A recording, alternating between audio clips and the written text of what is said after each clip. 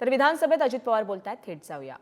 आणि ते तिथं अर्थसंकल्प मांडतील आणि नंतर देशातली सर्व राज्य केंद्राकडनं किती निधी मिळतोय आणि मग आपण त्याच्यामध्ये काय अंतर्भूत करायचं, आपली स्वतःची काय परिस्थिती आहे, या सगळ्याचा साधक बाधक विचार करून ज्या वेळेस लोकसभेच्या आणि विधानसभेच्या निवडणुका विशेषतः लोकसभेच्या 5 वर्षांनी येतात त्यावेळेस सर्वच राज्यांची ही परिस्थिती असते आणि त्यांना अंतरिम अर्थसंकल्प त्या ठिकाणी सादर करावा लागतो. अध्यक्ष महोदय, महायुतीचं सरकार एकनाथराव शिंदे, देवेंद्रजी, मी आणि आमचे सगळे सहकारी मिळून आम्ही मित्रपक्ष सगळे हे सरकार चालवतो आणि आम्ही यावेळेस अर्थसंकल्पामध्ये जाणीवपूर्वक राज्यातील युवक, महिला, गरीब आणि अन्नदाता या 4 प्रमुख घटकांच्यासाठी कल्याणकारी योजनांची अंमलबजावणी अधिक गतीनं सरकार कसं करेल याला आम्ही फोकस केला. देशाचे लोकप्रिय पंतप्रधान नरेंद्र मोदी साहेबांनी देखील साधारण अशाच प्रकारची भूमिका घेतली आणि तेच अनुकरण करण्याचं काम अध्यक्ष महोदय या महायुतीच्या सरकारने केलेलं आहे. अध्यक्ष महोदय, आपल्याला कल्पना आहे की शाश्वत, पर्यावरणपूरक आणि सर्वसमावेशक अशा प्रकारचा विकास साधण्याचं या राज्याचं धोरण आहे आणि या धोरणानुसारच आर्थिक तरतुदी करण्याचा आणि या धोरणांना आर्थिक ताकद देण्याचा प्रयत्न राज्याचा अर्थमंत्री या नात्याने मी स्वतः केलेला आहे.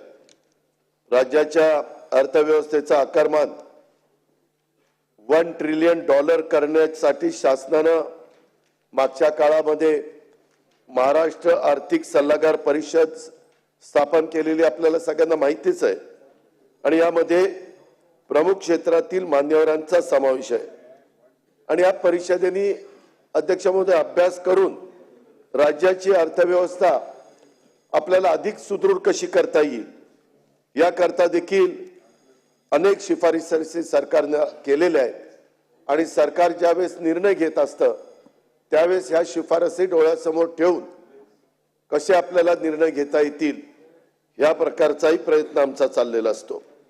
अध्यक्ष महोदय, हा जो अहवाल दिलेला आहे त्या अहवालानुसार पायाभूत सुविधा प्रकल्पांच्या करता किंवा कृषी क्षेत्राकरता, सेवा क्षेत्राकरता, उद्योग आणि गृहनिर्माण क्षेत्राकरता मोठ्या प्रमाणावर भांडवली गुंतवणूक करण्याचं धोरण हे स्वीकारलं गेलेलं आहे.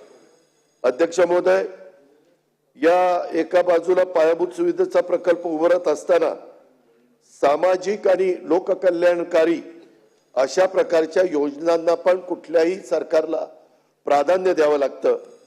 त्याच्यामुळं शेतमजूर, शेतकरी, गरीब, युवा, महिला या सगळ्यांच्या सर्वांगीण प्रगतीच्यासाठी विविध योजना हे सरकार राबवतं आणि काही नवीन योजनांची भर त्यात यावर्षी आम्ही टाकण्याचा प्रयत्न केलेला आहे. अर्थसंकल्प वाचत असताना त्या गोष्टी मी लक्षामध्ये आणून दिलेल्या आहेत. राज्यातला आपला सांस्कृतिक वारसा देखील कसा समृद्ध होईल, आपल्याला तर एक समृद्ध अशा प्रकारचा इतिहास आहेच, परंतु या वारशाचा आणि इतिहासातील महापुरुषांचा सन्मान आपण करत असतो आणि त्यामुळेच अयोध्येमध्ये महाराष्ट्र सदन उभारण्याचा आणि इतर काही स्मारकांच्या साठी देखील आपण निधीची तरतूद केलेली आहे. त्याचाही उल्लेख मी या माझ्या अर्थसंकल्पाच्या भाषणामध्ये अध्यक्ष महोदय केलाय. अनेक वर्षापासून आपल्याला सगळ्यांना माहिती आहे, आम्ही कधी सरकारमध्ये असायचो, कधी सरकारमध्ये नसायचो, परंतु मागासवर्गीय समाजामध्ये मातंग समाजाची अनेक वर्ष मागणी होती की आम्हाला जसं बार्टी आहे, महाज्योती आहे, सारथी आहे तसं आमच्याकरता काही करा आणि मागण्या व्हायच्या परंतु पूर्तता होत नव्हती.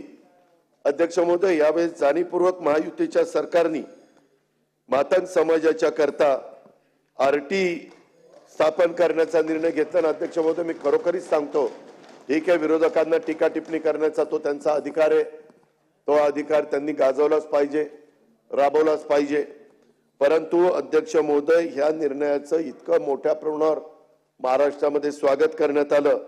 12 बलुतेदारांच्या बद्दल पण आपण भाषणामध्ये 18 पगड 12 बलुतेदारांच्या बद्दल बोलत असतो, जातीच्या बद्दल बोलत असतो, परंतु त्यांच्याकरता देखील आपण महामंडळ त्या ठिकाणी स्थापन केलं.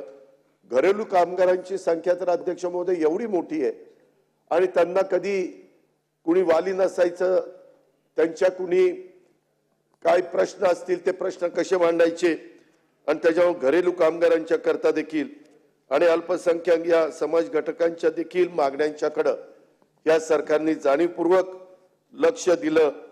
ज्या मागण्या येत होत्या त्या वंचित राहिलेल्या समाज घटकांचा विचार करून त्यांच्यासाठी स्वतंत्र महामंडळाची स्थापना या आमच्या सरकारने केलेली आहे.